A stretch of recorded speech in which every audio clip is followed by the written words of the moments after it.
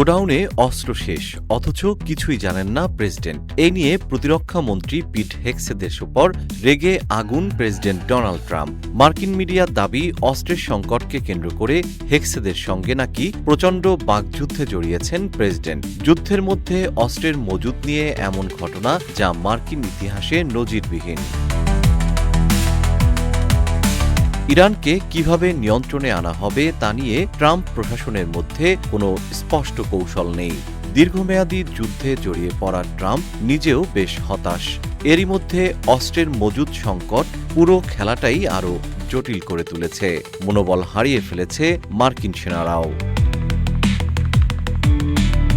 মার্কিন গণমাধ্যমের দাবি, ক্যাম্প ডেভিডে এক বৈঠকে অস্ত্রের মজুদ সংকট নিয়ে ট্রাম্প ও প্রতিরক্ষামন্ত্রী পিট হেগসেদের মধ্যে তীব্র বাকবিতণ্ডা হয়। ট্রাম্প অভিযোগ করেন, তিনি ভেবেছিলেন ক্ষেপণাস্ত্রের ঘাটতি ইতিমধ্যে কাটিয়ে ওঠা হয়েছে।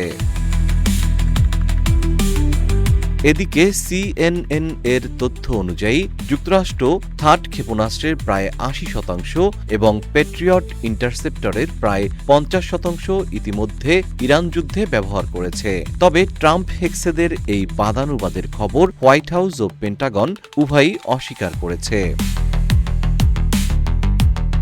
অস্ত্রের ঘাটতির খবরকে গুজব বলে উড়িয়ে দিয়েছেন ট্রাম্প। সামাজিক মাধ্যমে তিনি দাবি করেন, যুক্তরাষ্ট্রের কাছে পর্যাপ্ত অস্ত্র ও গোলাবারুদের মজুদ রয়েছে এবং বর্তমানে দেশটির ইতিহাসের সর্বোচ্চ সংখ্যক অস্ত্র উৎপাদন কারখানা চালু আছে। এ ধরনের খবর প্রকাশের জন্য তিনি গণমাধ্যমের সমালোচনাও করেন। তবে কখনো ইরানে হামলার নির্দেশ স্থগিত, আবার কখনো আলোচনার ইঙ্গিত। ট্রাম্পের এমন পরিবর্তনশীল অবস্থানের কারণে পেন্টাগনের নীতিগত বিভ্রান্তি বেড়েছে বলে প্রতিবেদনে উল্লেখ করা হয়েছে।